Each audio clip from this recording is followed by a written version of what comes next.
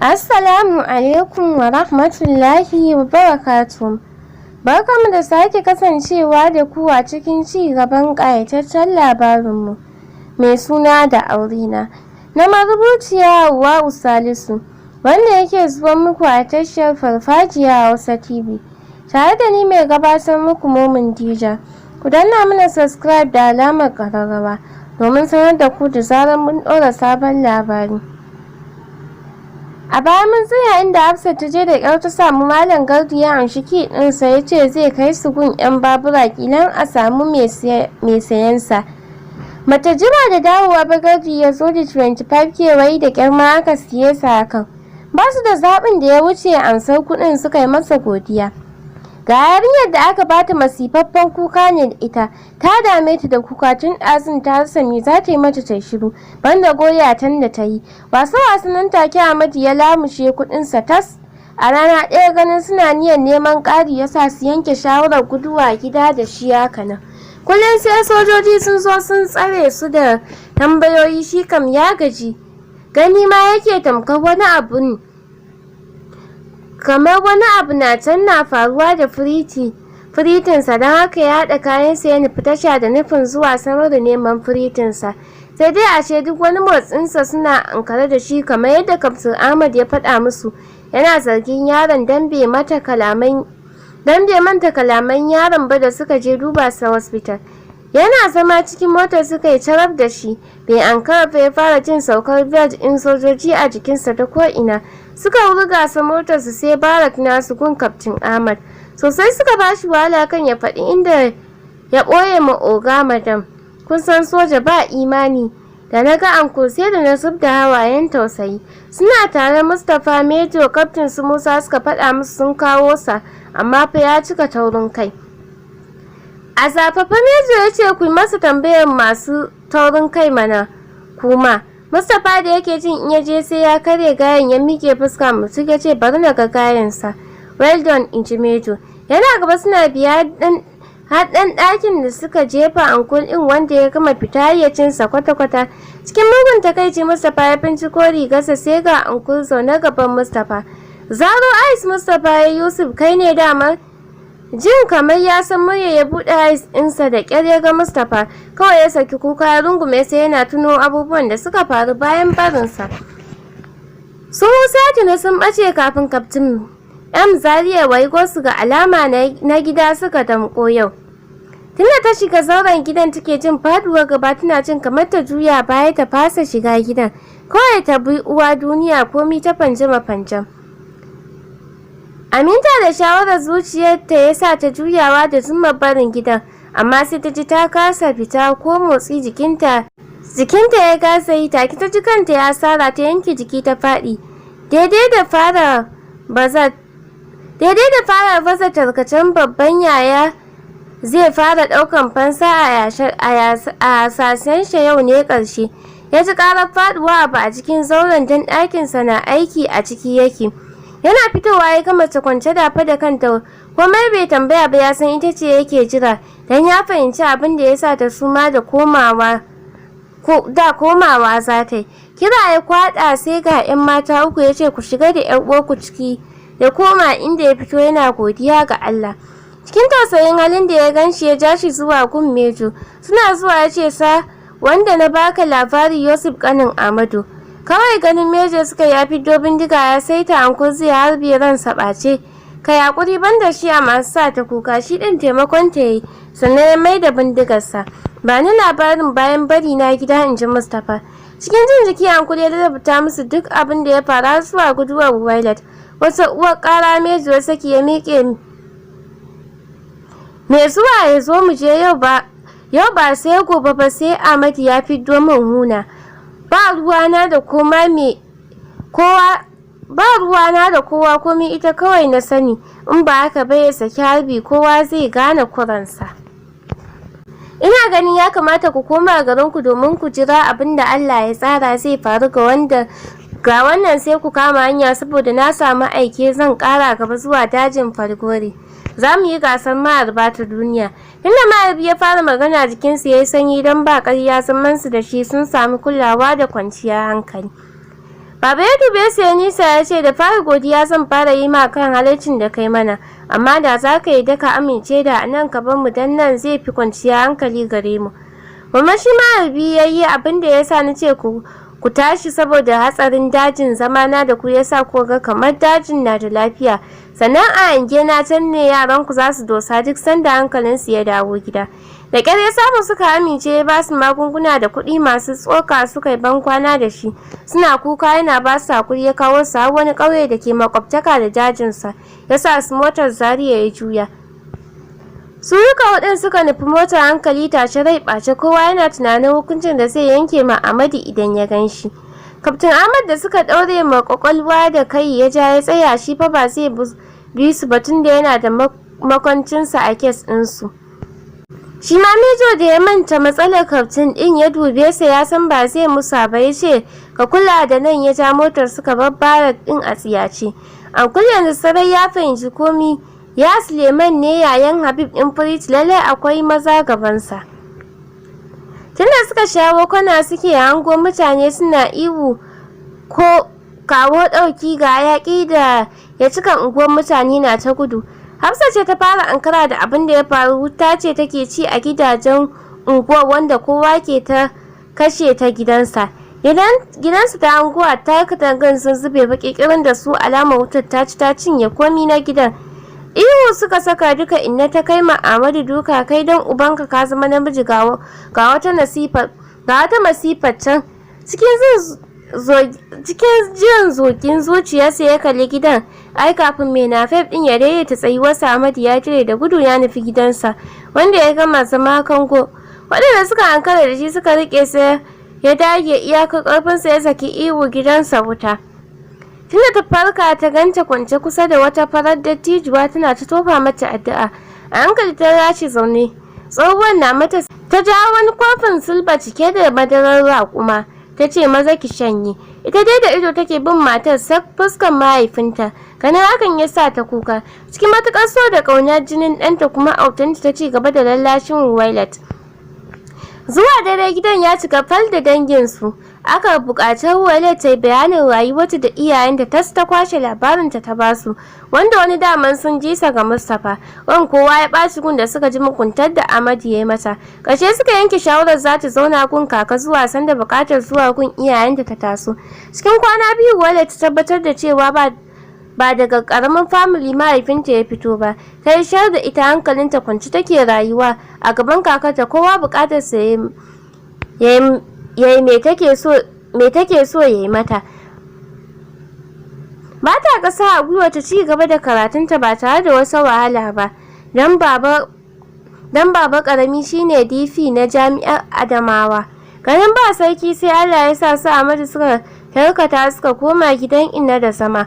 Kullum sai inna ta ce Amadu ya auro mai farar kafa. Ita kuma Hafsat ta biye mata su ta bala'i.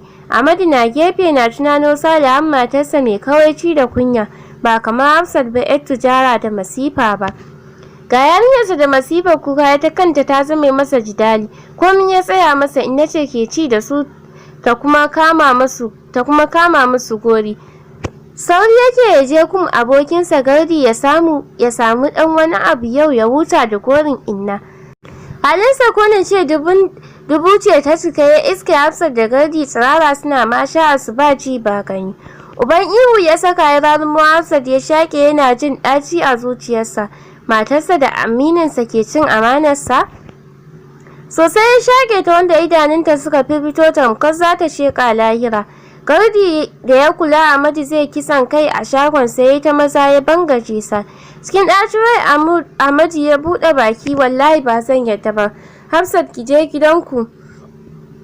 Gardi ya yi wuf ya daɗe masa baki. Baka da hankali ne? Ka manta cewa duk randa ka saki Hafsat sai ka haukace ne? To wallahi a kul ɗinka ka kiyaye abin da zai faru gare ka ba mai kyau ba ne. Kuka Amadu ya saka har da majina wai abokinsa da matarsa shi kam dama gawarsu ya gani da wannan mugun ganin. Hafsa ta saka kayanta ta sungumi yadda har yau bata san sunanta ba bayanta ta ruga gida. Sunanta ba a bayanta ta ruga gida. Amadu ya dubi Gardi yanzu abin da kai min ka kyauta kenan. kada ka manta ni da kai tare muka yi karatun almajiranci, amma ka rintsa ido kai min wannan ha'incin. Allah zai saka min banza, ba zan taɓa yafe ma ba, don ka musanta abokantaka. Ka sa ni da na sanin aminta da kai. Sosai Amadu ke kuka ji yake yafi kowa damuwa da matsala a wannan bakar rayuwa. Gardi ya gyara murya, amma yau na tabbatar da cewa wanzami bai san jarfa. Ka manta wace ce Hafsat, ko in ce ya take da matarka Wailat? To kusancin su yafi kusanci na da kai, amma saboda kai shegen kanka ne sai da ka san yanda kai ka dinke da Hafsat. Da yake a cikin yan awaki ka ma fi bunsuru iskanci gaba da gaba ka dinga nuna ma Wailat yanda kake da aminiyar ta Hafsat. Da ka so a tabbatar da ka fi bunsuru iya bunsuranci ba sakin baiwa Allah kai ba, bayan ka raba ta da kowa na ta kasa ta faɗa yawon duniya. Hakan bai ma ba sai da ka katse duk wata dukiya kadara ta mahaifinta, sannan kai musu wulakanci son ranka. Dan haka Ahmadu ba zan baka hakuri ba dan ka iske ni da matarka, kai matan mutane nawa ka taushe. Shawara ta ɗaya gare ka koma ka fara neman hanyar da zaka tunkari bala'in da zai tunkaro ka. Dan ka ɗauki haƙin baiwa Allah da yawa, ya sa rigarsa ya shige gidansa ya bar Ahmadu zaune tamkar dutse. Kuka sosai ya kwace ma Ahmadu. Tabbas komi Gardu ya faɗa gaskiya ne. Ya yi abubuwa da dama, amma ai ya jima da gane kuransa. Yana da tabbacin idan ya ga Walid zai maida ta ɗakinta, don saki biyu ya mata, akwai igiyarsa ɗaya kanta yanzu haka. Cikin katuwar nadama ya dawo gidan, kuka ya ki tsaya masa.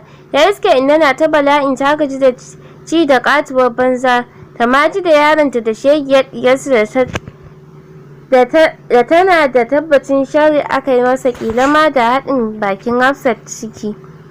Cikin nadama ya rungume inna ya fayyace mata duk abin da ya aikata wa Walid tun daga farko har ƙarshe. Kuka ta saka ita ma. Dole bala'i ya ta bibiyar ka yaro, amma baka yi halin babanka ba. Sosai ne ta dinga tunano kyara, hantara, duka da taimar Walid. Hafsa tana jin komi, ita ma ta fashe da kuka. Ki yafe min ƙawata, ba don halina ba. Na san na sha amana ki, amma na san duk inda kike kin fi ni kwanciyar hankali yanzu. Karar diran mota suka ji kofar gidan. Cikin farin ciki na tace ga Yusuf ya dawo, mun samu saukin rayuwa. Da ƙyar suka samu ƙaramin gida na haya suka kama, ba don yayi musu ba, don ginin ƙasa ne babu katangu sai buhu aka kewaye ɗaki da su. Kasancewa ba su son su zauna unguwar da aka san su, ya sa baba nesa da ainihin unguwar tasu ta da.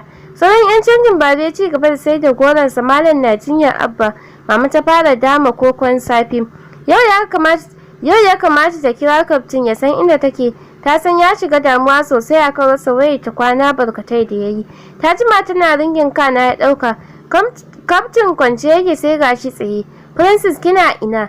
Dariya ta yi kaɗan. Ina lafiya kaftin. Ba lafiya ki nake tambaya ba, inda kike nake tambaya Princess. Haka damu kaftin, kai ma zaka zo inda nake very soon. Ya zama dole Princess, dan kawai rayuwa nake, amma bana shakar iska mai daɗi. Ban san yadda kika yi kanene zuciyata ba, sai na dawo na neme ki na rasa. Sis Maryam ke faɗa min batan ki na shiga halin damuwa da imuwa, amma da saucewa Princess. Wani mugun tausayin sa ya kama ta. Ta sani ba ta son kaftin, amma za ta iya rayuwa da shi rayuwa har abada. Dan Allah Princess ki faɗa min inda kike yanzu, ko na ji kwanciyar hankali ta idda wadata ta. Kaftin ina farkon kakata ne. Auren dole na gudu. Sis ba ta faɗa ma ba. Sosai ya ji natsuwarsa ta dawo, wato akan ƙaunarsa ta guji ɗan iskan yaron can. Gaskiya zai ba Princess mamaki ta yanda zai maida ta sarauniya a cikin mata. Sun jima yana ba ta labarin tashin hankalin da ya samu kansa akan rashin ta. Suka yi sallama, zuciya kowa da farin ciki. Na ban mama ta kira su ma ta jima kafin a ɗaga. Salamu alaikum. Muryar Maryam ta ji haka kawai, ta ji wata matsiyaciyar faɗuwa gaba. Cikin dakewa da dauriya ta ce, sis Maryam da ke kwance ta gama kukan rashin ankul da sis ɗinta. Ga dadi ya kwanta ciwo, zuciyarsa ke ciwo sosai idan abin ya motsa, aman jini kawai yake. Sis ki yi haƙuri, kira ne na sake baku hakuri, na samu matsala a gidanku. ta fashe da kuka. Maryam ita ma ta saki nata kukan sosai suke kuka ba tare da sun ce ma juna ƙala ba. Kare kada ta jima da shigowa tun fara wayarta da Maryam ta janyo ta jiki ta ci gaba da bata hakuri. Maryam ta saurara ta ji murya dattijuwa ta ce ke magana. Dattijuwa ce ke magana. Ta tsaida kukanta da ƙyar ta ce sis kina ina ne yanzu. Har za ta faɗa ta tuno da alƙawarinta ba za ta sake bari su haɗu da sis ko ankul ba. Sai sun yi aure da kaftin da haka ta kashe wayar ta saki kuka mai cin rai. Ankul ya samu da ƙyar ya fito daga mota yana ɗingishi ya shiga gidan fuskarsa a kumbure. Ina da take ta murna ta razana ta rabka salati. Hatsari kai ne a hanya Yusuf. Bata rufe baki ba ta ji ƙarar harbin bindiga. Ni kaina ban san yadda aka yi ba na dai ga inda bayan ƙyauren ɗakin Hafsat tana toshe baki idanuwa warwaje. Shi kuma wannan 'yan fashi ya rakito mana. Hafsat da tunda ta ji ƙarar bindiga ta zame ta faɗi a sume. Amadu dama cikin ruɗani da takaici yake, don haka bai gane ƙarar bindiga ba ce ɗaukar rufin ɗaki ne zai toshe sa, don haka ya ranta a 60 dafa da ƙeyarsa a waje. Firis ya ja tsaya don ganin waɗanda ko bacci bai fatan ya mafarkin su tsaye kofar gida. Cikin ɓacin rai Suleiman ya hura bakin bindigarsa ya ce, ka gane ni kuwa? Bai samu dama haɗa miyan bakinsa ba Mustapha ya ɗauke sa da lafiyayyen mari, jini ta baka ta hanci. Zaman 'yan bori Ahmadu ya yi da ɓas jini kamar an yanka rago. Duk ya ji majiyar kunnuwansa ta ɗauke, don haka bai fahimci maganar Mustapha da yake yi ba. Bai jin ana masa magana. Wani matsiyacin marin Mustapha ya sake bashi, wannan karar rera sakuransa 4 na gaba 2 sama 2, ƙasa suka yi fitar burgu daga bakinsa. Wannan karan majiyar magana ta dawo kunnensa, ta magana ce ta ɗauke iyakar iyawarsa yake sanye ma yaron magana don Allah ya ji kansa amma bakinsa ya daɗe. Bai damar furta kalma ko da ɗaya ce. Kafin ka ce kwabo fuskarsa ta yi kace-kace da jini, bakinsa ya kumbure, kumatinsa ya tsukwance reras. Kwanciya ya yi flat yana jiran mala'ikan mutuwa ya ita zara ransa. Ankul da ƙara harbin ta sa shi fitowa da gudu don ganin wa Meto ya harbe. Ya yi tsaye cike da tausayin burodan nasa. Ya sani ya jawo shinsa ya kuma kullace sa ba zai iya tura a gana masa azaba kamar sa yana kallo ba. To masu sauraron mu anan zamu dakata sai mu haɗu a labarin mu na gaba.